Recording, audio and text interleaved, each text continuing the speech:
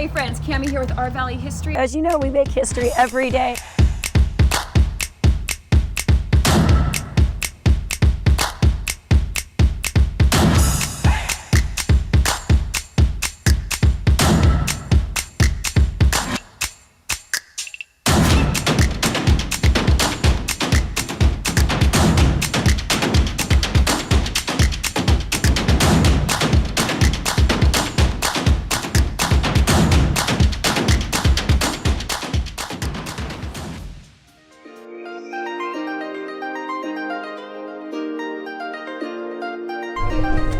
Hey everybody, on Our Valley History today we're going to be doing the very first of 2023 Fields of Fresno Ag Tour. We're heading to Simonian Farms, we're going to hit the Blossom Trail, and then we're going to go to Kings River Winery. It's kind of a little tongue twister, huh? So stay with us. We're on the bus right now, we're doing some Ag Tour trivia, and we're just having a great time.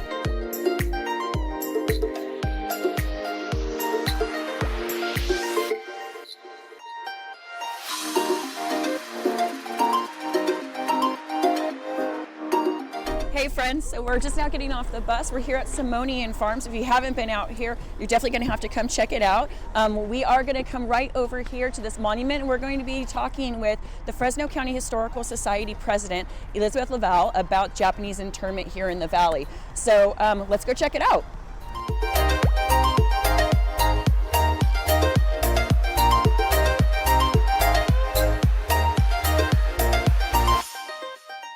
That excluded from the West Coast all people of Japanese descent, even if they were born in America.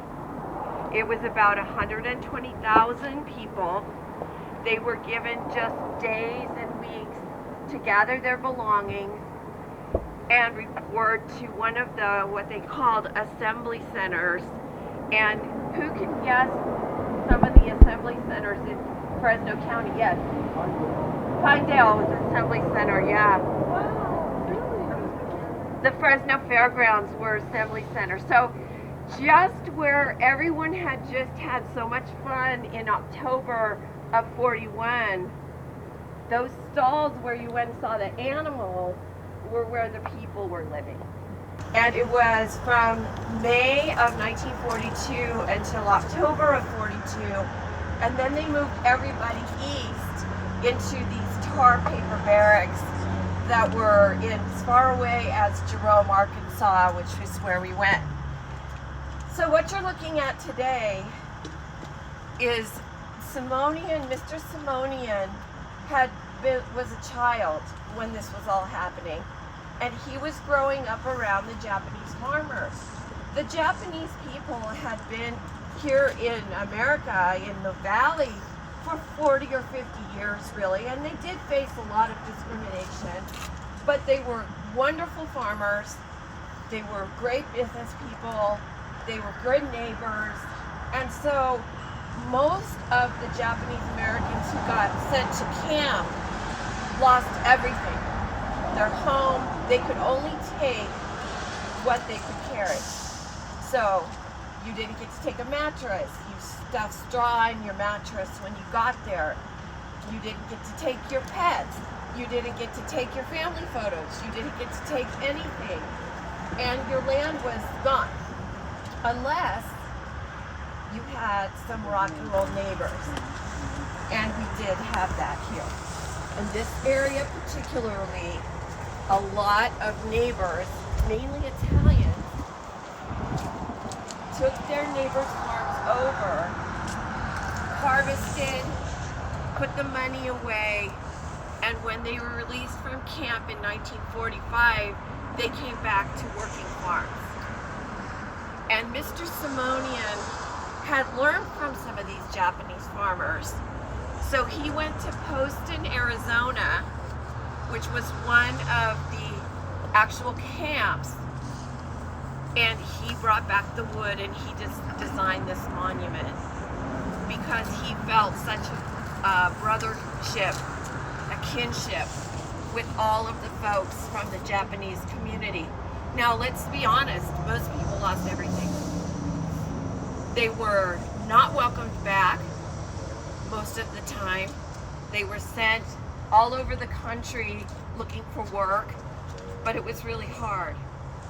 And so we celebrate in our films the honor and duty and spirit of these folks who believed that their country would never betray them in this way. Now, we have to point out that while there were several places that did incarcerate Italian Americans, General DeWitt, the head of this program, said, "You can't tell a good job from a bad job, so let's put them all away." It's written. And so you can't tell a good Italian from a bad Italian. You can't tell a German from a Swede sometimes. So they didn't try, except for prisoners of war. They did capture. So the other camps in our valley were in Merced.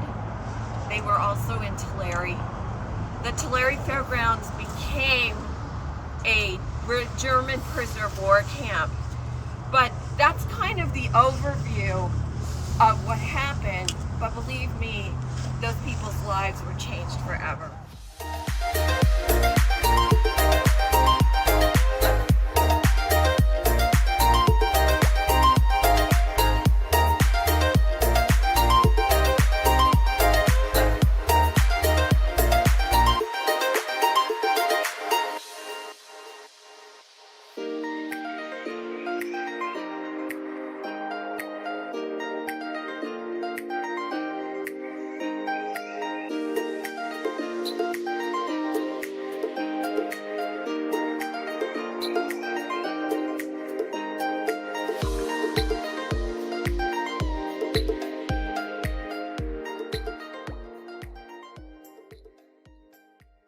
How do you recognize the almond blossom? That's question number 26.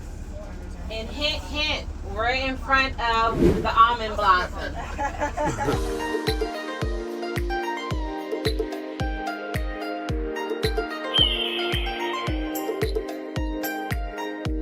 So what's going on right now with all this rain?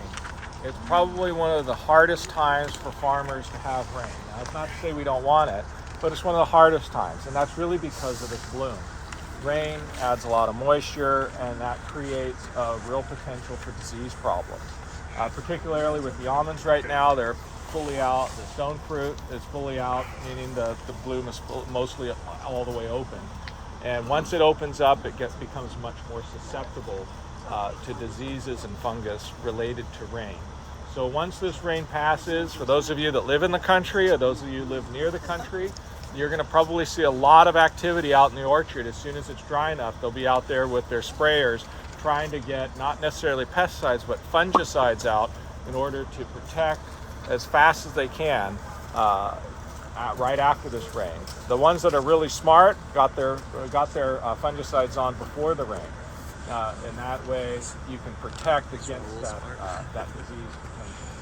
And so, let's talk a little bit right now. And then we can go in and look at, and then I'll have you look at the flowers and see if you can identify them on the flowers.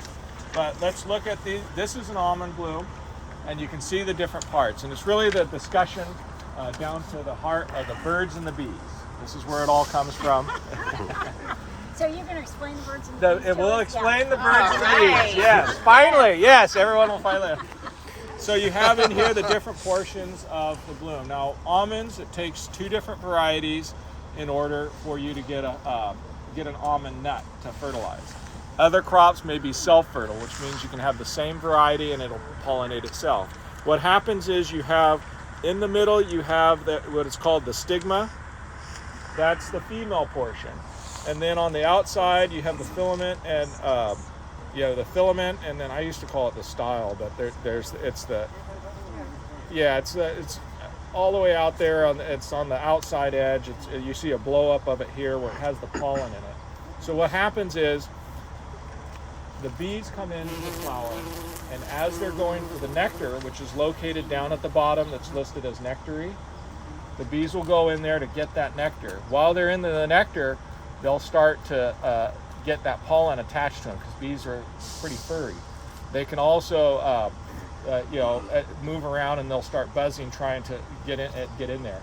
and that motion will put the pollen on them. As the bee moves to the next flower, it'll go, let's hopefully, to the next variety at some point, and some of the pollen from the variety that was just on previous will then stick to the top of that stigma, which is usually very sticky. And so that's how it starts the fertilization process. Once it gets that pollen on there, the pollen will then grow a tube all the way down. The real art of it is once that pollen grows that tube down there, fertilizes that area of the flower, that's where your nut comes from. And the nut is actually that portion down there. And that's really what's going on with bloom. Now, as I said, with almonds, most almonds, you have to have 2 different varieties to make it work. It's the same variety. The most popular, the kind that you eat in the store, is nonpareil. If all I had was a nonpareil variety, I'd never get any nuts. So you have to have a separate variety. Then a lot of other crops, peaches included, they don't necessarily need to have that. They can fertilize themselves. They don't necessarily need bees. Just the wind motion will blow that pollen around, and it'll start to fertilize. But with almonds, you need the bees, you need them to move around, and there's a lot of other crops. Is how those bees work within the greater circle of life out here in the orchard. So why don't we real quick, everyone kind of take a look, see, you can take a look at some of these flowers. They're going to be a little bit puny because of all the rain, but see if you can identify the different portions in that flower.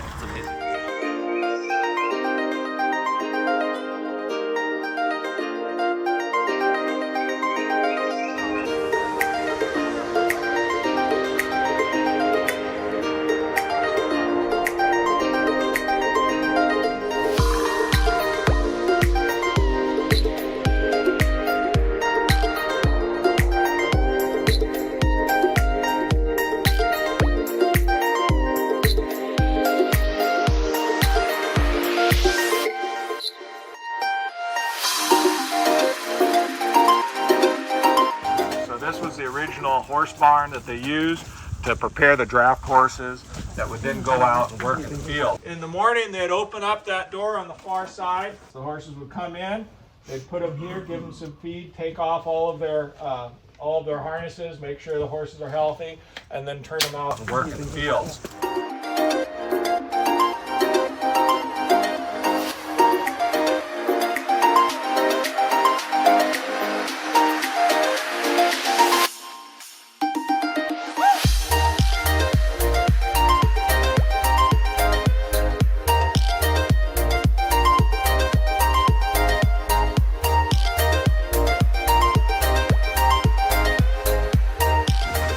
The reason we call it Kings River Winery is because nearby, about 1.5 miles east of here, there's a river, and that's the Kings River. And I don't know how familiar you are with this area, but really there's only a couple of rivers in this area. One is the Kings, and the other one is the San Joaquin River, which kind of goes through part of Fresno, and it's the border between Fresno County and Madera County. And all the rivers up and down the valley flow into the San Joaquin River. And the San Joaquin River is the main drain for the valley that takes it out to the delta, and it combines with the American rivers and other rivers, including the Sacramento River, and it flows all into the San Francisco Bay. So when you see these ads that show you're pouring oil or something down the drain, it really does eventually combine with all the rivers and comes out in the San Francisco Bay.